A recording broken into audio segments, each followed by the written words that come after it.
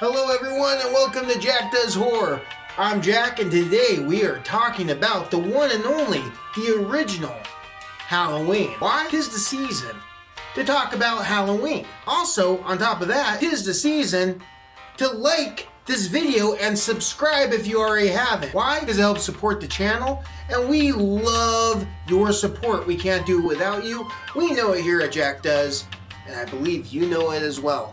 With that being said, time to review Halloween because that's why you clicked on this video.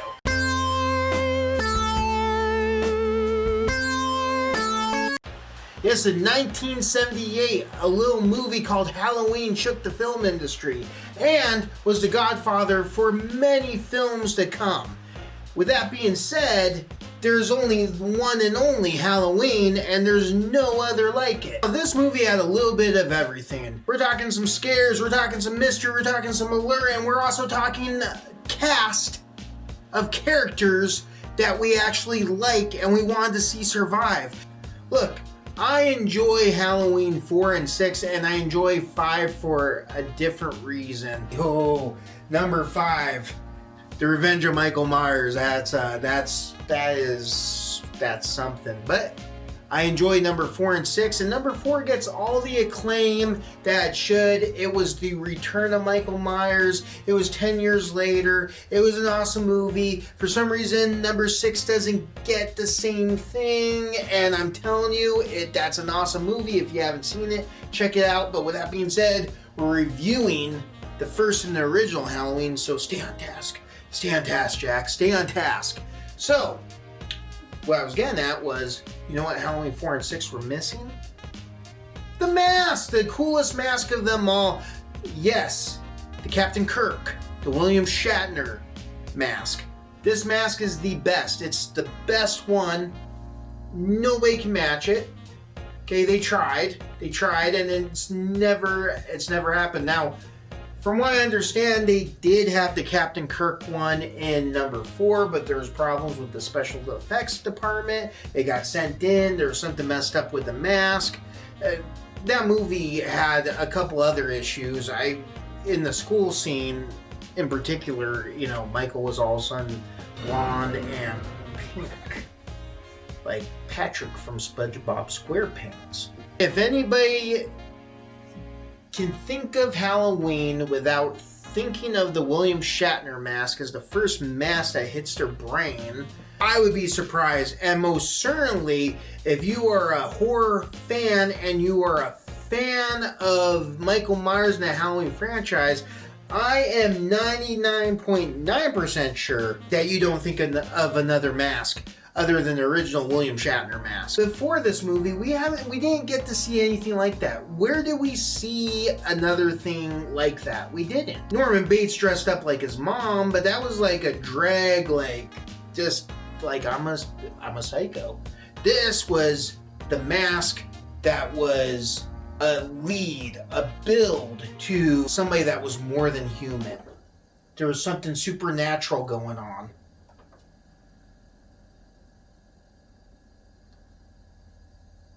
I really got scared there. Well, it's ice dropping. Scary. It's cold here.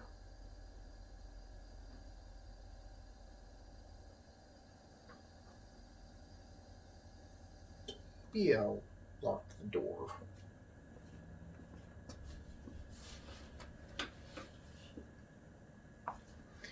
I love horror movies, and I can't think of anything that was really the predecessor to this. And I know that there was masks, you know, somewhere back in the day. There had to be, but they weren't like this. See, this mask was hiding the shape. This mask was hiding the fact that there was a human under it, but no, it was more than a human. It was this supernatural force that was behind that mask. Okay, and we didn't get to see that before that. See, the supernatural stuff before that was ghosts and entities and possessions and all that stuff. Not like this, man. This was a walking, breathing, mobile psychopath that, in Dr. Loomis's words, were led by pure evil. Okay, let's go from start to finish here. Get to know our characters. Spoiler alert, I guess. We open up the movie with somebody looking into a house, and we see Judith Myers and her boyfriend that looks like way older than her. Have I said Seventh Heaven? Because she looks 16. She looks 16, 17. This other guy looks like he's in his freaking 30s, man. POV shot, somebody looking in the house. Quickie happens, and I mean quickie. And we see this person put on a mask, go up the stairs, find out that the person's name's Michael. Michael then proceeds to stab this naked chick. He goes downstairs, people pull up, they say Michael's name, they take the mask off, it's a 6-year-old kid. So, 15 years later, on a dark and stormy night, we see Dr. Loomis and the nurse pulling up into Smith's Grove, and they pull up and there's a bunch of psychos walking in a rainy field. Dr. Loomis, being smart, decides to get out of the car and investigate because, you know, that's what you do with psychos on a dark and stormy night. Gives Michael a chance to climb the car. The nurse ends up being also a brainiac and says, hey, somebody just climbed up the car. It's time for me to unroll the window and check it out. And that's when she almost gets her head ripped off. Michael palm thrusts the window next to her head on the other side.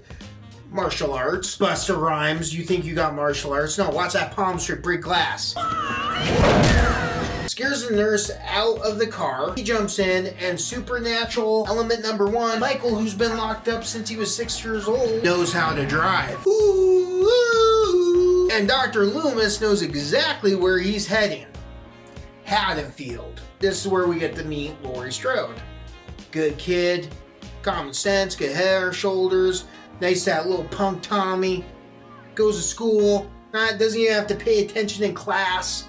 She already knows the answer to everything because that's what smart kids do in class. Class ends, we get to meet the girls that won't be the final girls. Because, you know, girls like these two. I'm never smiling again.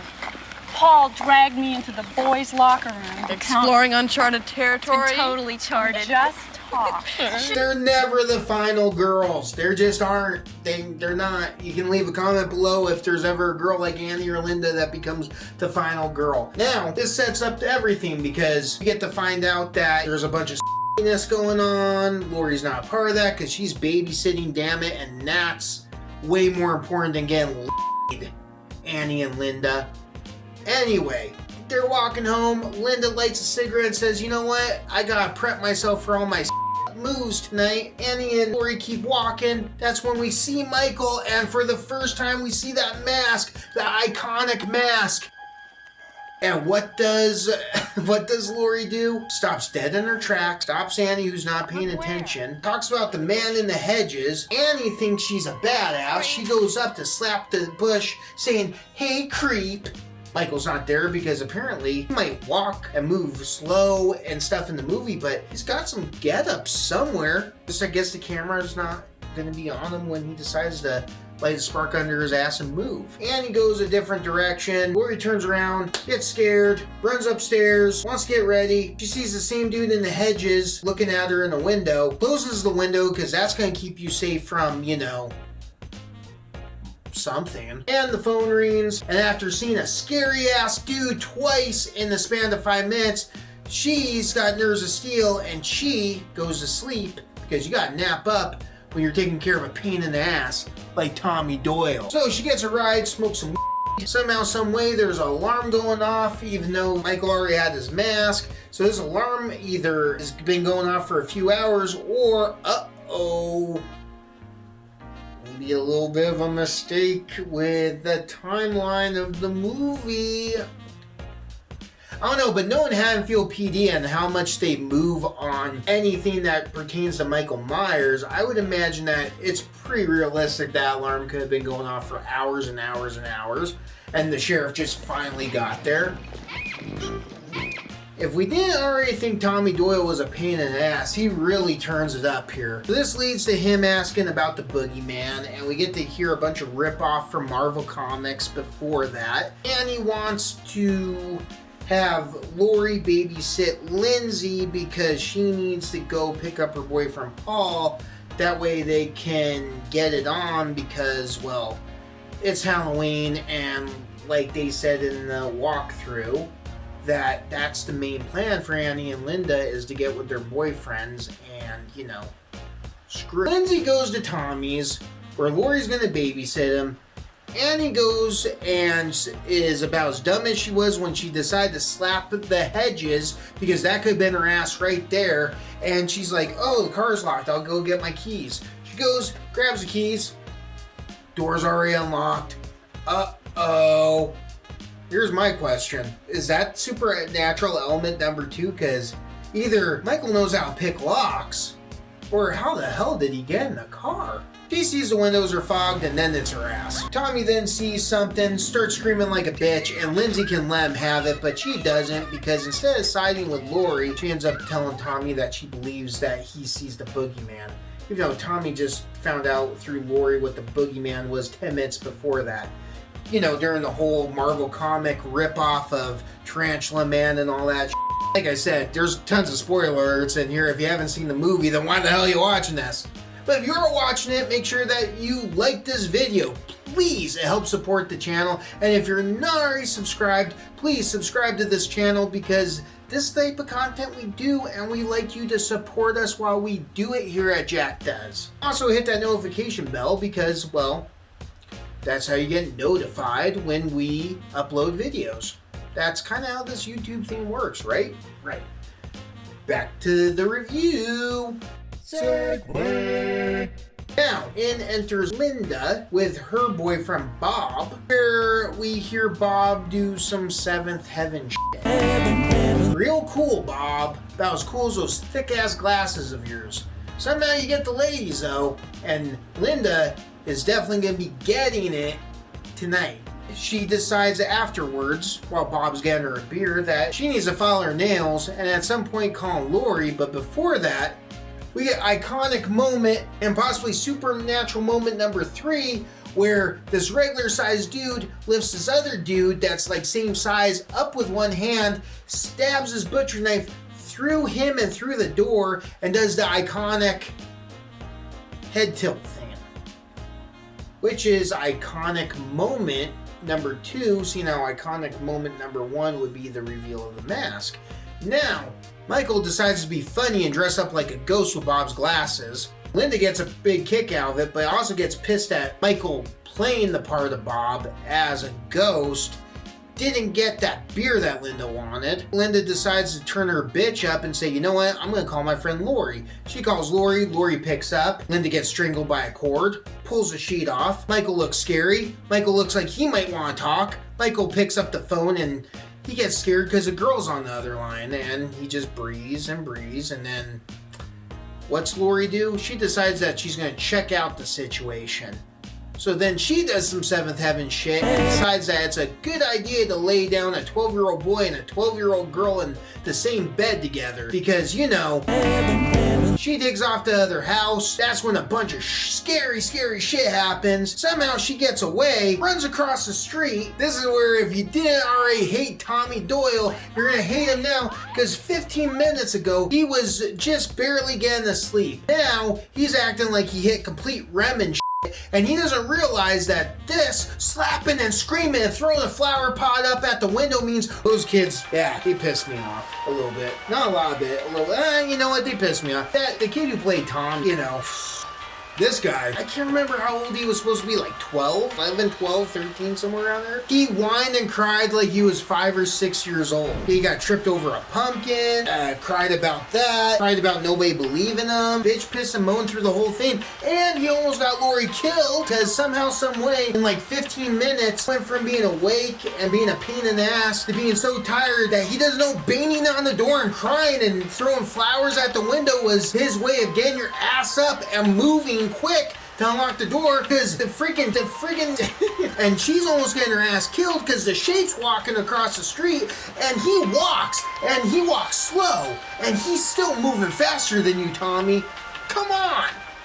Well, he finally lets Lori in on a sweet-ass time. They didn't lock a window. Michael gets in. She hears the heavy breathing because Michael must have really rushed his ass to get through to that window. She stabs Michael. Michael falls behind the couch. She goes upstairs, and that's when she tells Tommy and Lindsay that, hey, no, don't worry, guys, I stabbed him.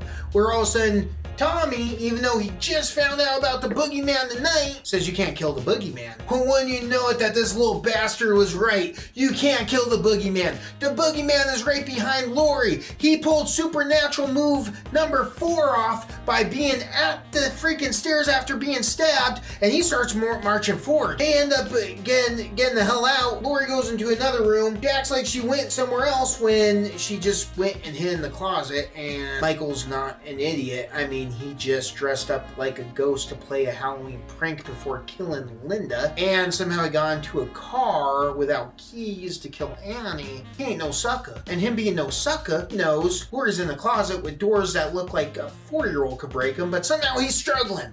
He's struggling. And he breaks through. He breaks through this door that is obviously easy to break through when you're a freaking supernatural Michael Myers. He starts struggling and he plays with a light for some reason. I don't know, there must be something impressive about that light, even though the person you want to kill, you can pretty much reach. I mean, I've seen the closet and you're like 6'1", 6'2". You can get, I mean, well, he then finally reaches down and he gets stabbed. He gets stabbed with a coat hanger. Because, you know, those survival skills kick in that pretty kick-ass. He falls. She walks across. She decides that after tonight, the one time that she's going to rest through all this is right at the doorway for some reason. Kids screaming. Sam Loomis finally pulled his bald head out of his ass and decides these kids are screaming. They're coming from there. Must be where Michael's at. He ends up going in, seeing Lori getting strangled, and the only reason that she didn't get her head shot, she takes the Shape's mask off. Michael puts the mask on, gets shot 5 more times, falls off the balcony. Loomis asks if Lori's okay. First good Loomis moment of the whole movie, by the way, comes at the very end after he shoots Michael 6 times, which he'll take full credit for in Halloween 2 multiple times because he's pretty proud of it. He ends up, real quick, shout out to Mo. Mo, Lindsay's dog. R.I.P. Mo. Back to the movie. Back to the movie review.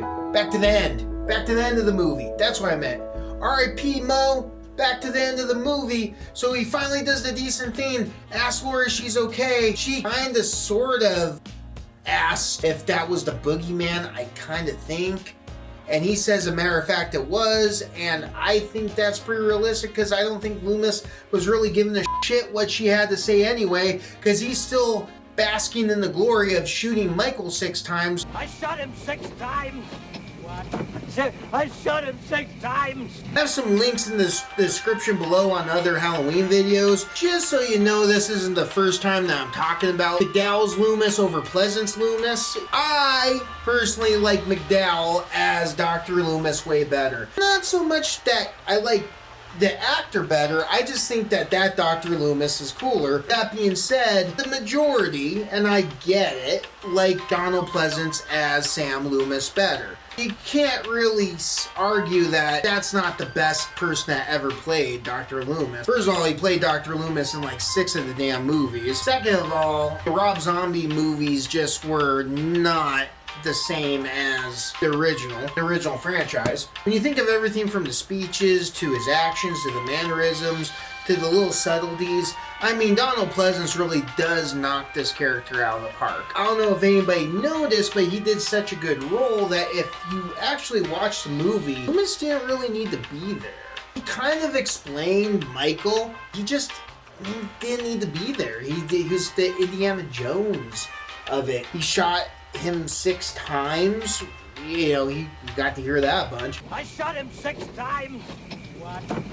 I shot him 6 times. He shot him 6 times, and other than that, he was always just kind of around Haddonfield and with the sheriff, and Michael Myers really got away with everything while Loomis was looking for him. After nobody else did anything, kudos Kudos, Sam Loomis. I actually agree with this one. He goes to reminisce over what he does and looks out the window to be happy with his work. So bravo, Sam Loomis. You shot the man 6 times. Go check out what you did. Go check out your masterpiece. Uh-oh, he's not there, because supernatural move number 5. You could shoot the man 6 times. He can fall off a 2nd floor onto the lawn, and he's gonna get up. Lori doesn't even need to know what happened, because she can sense it, because they're brother and sister. And she starts crying as he walks to town quickly while he breathes hard.